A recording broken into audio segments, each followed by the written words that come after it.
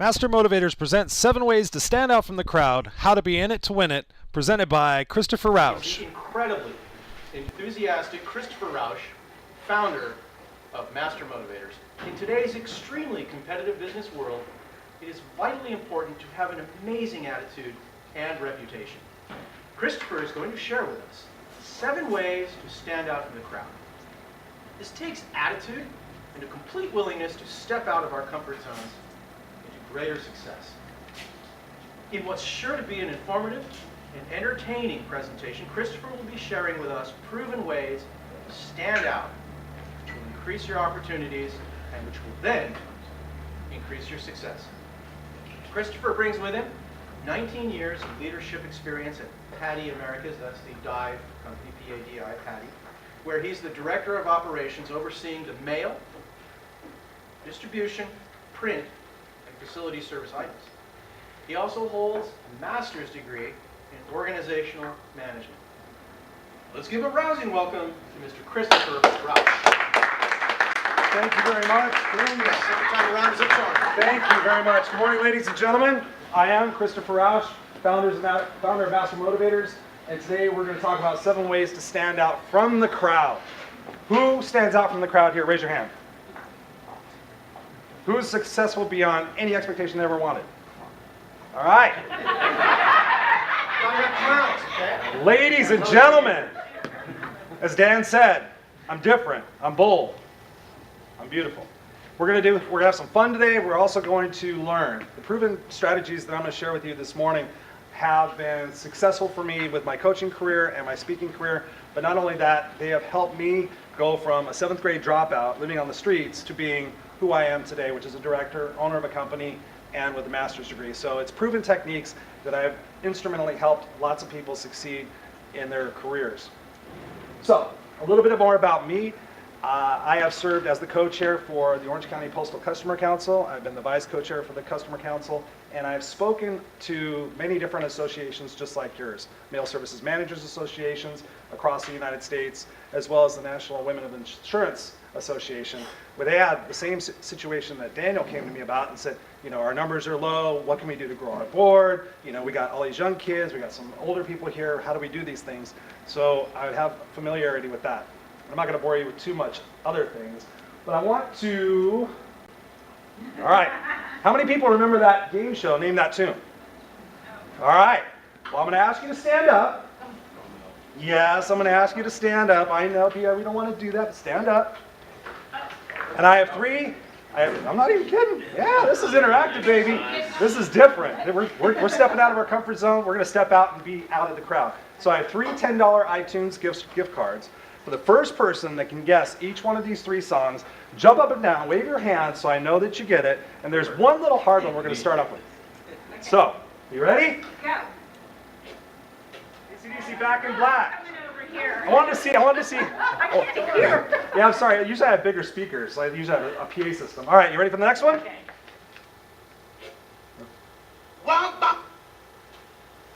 Tutti Frutti. I hope all of you guys get this one. You ready? Oh, Staying Alive by the Bee Gees. Whoa. Staying Alive by the Bee Gees. You 5 of you guys said that. Okay, now you have to have a tiebreaker song. You got the other one. So. All right. Thank you guys for hearing me about that. Good job. So, yeah. Gotta get the blood moving in the morning. How many people wake up to music in the morning? Yeah, it's a great way to start the day. It starts out being energetic. You're only limited by the parameters of your own mind.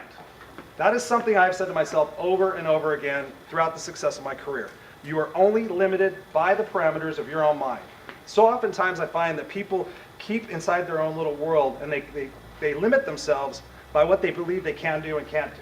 So today I'm going to share with you ways that you can step out of that and really explore opportunities in your life and outside your comfort zone to be more successful, to have more business, to have more happiness in your life, and change the way you're doing things. So, I call it in it to win it. It's all about the attitude. Who here is really in it to win it? Who gives their best and tries their best every single day to be successful? Some of you. Okay. It takes that. It takes It takes energy, it takes enthusiasm, and it takes doing things differently. It's not business as usual anymore. It really isn't. If you notice, the global marketplace is narrowing. Everything is going digital. Our jobs are going away. Digital print, all these different things are happening. So you really have to have an energy. And the people I've coached and the people I've talked to, they sit there and say, Chris, you're so energetic. How do you do that? And I say, well, when I walked around and I was like this, and I was like, yeah, I'm good at what I do, and yeah, I've got a degree. They're like, yeah, you don't show it, you don't feel it, because 85% of our communication is through our body language. So if you're just walking around, hi, I mean, you could be the brightest person in the world, capable of so much stuff, but if you're not actually exuding that personality, the inner you don't have to be fake about it, but you really have to be in it to win it. So that's what we're going to talk about. When you change the way you look at things, the things you look at begin to change. Dr. Wayne Dyer, who was familiar, anybody familiar with Dr. Wayne Dyer? Phenomenal guy. And it's so instrumental because oftentimes, based on our conditioning, we look at certain people or we look at certain things. We look at certain situations based on our conditioning, right? So when you step out of that, and I teach people this, you step out and you walk in somebody else's shoes, right? You ever done that where you go and do somebody else's job for a little bit and you think their job was easy, but you find out it's hard because now you've experienced what they experienced. So when you change the way you look at things, the things you look at begin to change. And that's what we need to do today for your association, for your personal success, for your family success. Really step out of your comfort zone and see what it is that you can look at differently. How would you rate this product? We see surveys. I'm going to give you a survey today. You're going to rate my product as a speaker because I want to know, honestly, how you feel about me and where I can improve. But we have, how would you rate this product? A waste of money, good enough, or mind-boggling? Now, I know from personal experience, being a coach to CEOs and people who have had to downsize their companies, when they sit in a room and they look at their roster of people and they talk about who we're going to keep and who we're not going to keep.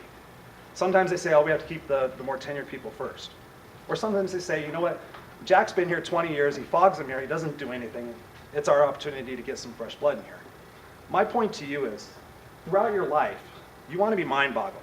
You really want to be that person when you're sitting in a room and they're sitting, your name comes up on that roster, whatever it might be, for a promotion or for perhaps something else, you want them to get to your name. For me, example, I want them to get to Christopher Rausch and go, oh my God, the guy's enthusiastic, he's energetic, he's hardworking, he comes up with ideas, he's not afraid to ask the tough questions, he's in it to win it, we need to keep him.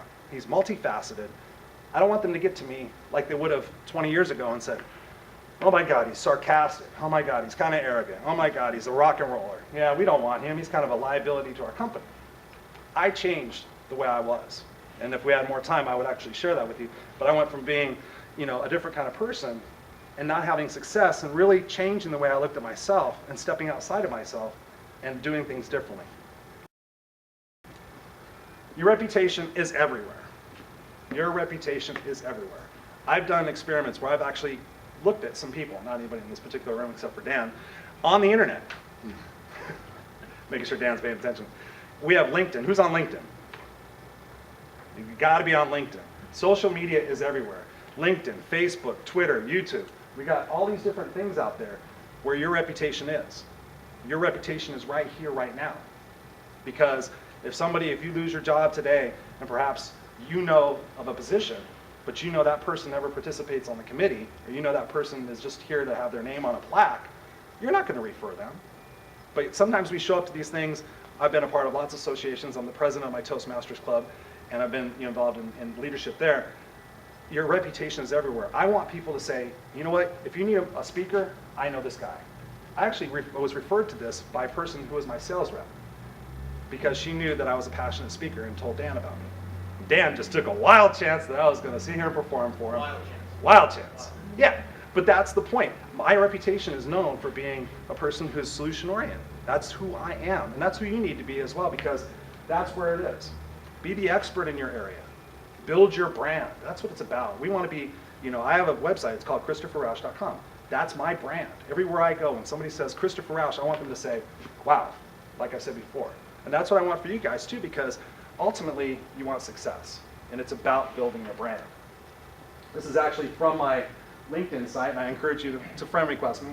If you go down on my LinkedIn site, you find that everybody says Christopher grows both personally and professionally. He's always got a positive, can-do attitude. I mean, it's the recommendations are there, and that's what you want. Now I'm going to ask you another question. How many of you who have LinkedIn have recommendations on your site that say what type of person you are, both business and professionally? 2, 3. I This- checked out your LinkedIn. Huh? I checked out your Good. LinkedIn. Oh, absolutely. Yeah, thank you. See And how it's, credible this guy is. you know, and it's genuine. I would never want anybody in a million years to say something about me that's not true.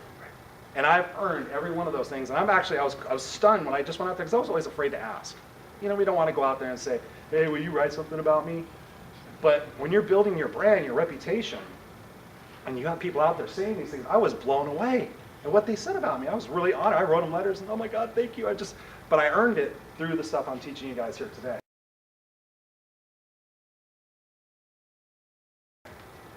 So if you continue to do what you've always done, you will continue to get what you've always got. I have that on my mirror. Because as much motivation as I am, and as energetic as I am, and the research I've done, the people I've talked to, I have thousands of books, thousands of videos, and I listen to podcasts. Sometimes I find myself 6 months, a year later going, why hasn't anything changed? And I really have to take a closer look at myself, because you practice what you preach, and I find that I've been doing the same thing over and over again. Insanity. So if you continue to do what you've always done, you'll continue to do what you've always got. So if you've got 1 account every month for the last 10 years and you need 5 accounts, look at doing things differently.